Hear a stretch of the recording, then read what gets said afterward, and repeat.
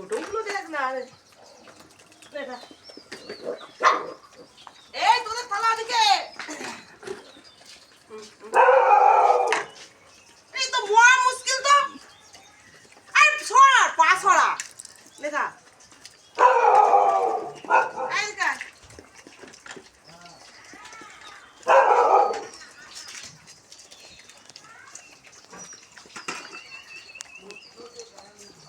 চলো চলো আসো আসো আসো আসো আসো দিকে আসো এই যে তোমার না বড় বিচ্ছু হয়েছো এক জায়গায় খাও এক জায়গায় খাও এই যা তোকে খেতে হবে আমরা একবার করে খেয়েছি না ওই জন্য পেটটা ভার আছে ওই হ্যাঁ তুই ঘুরে বেড়া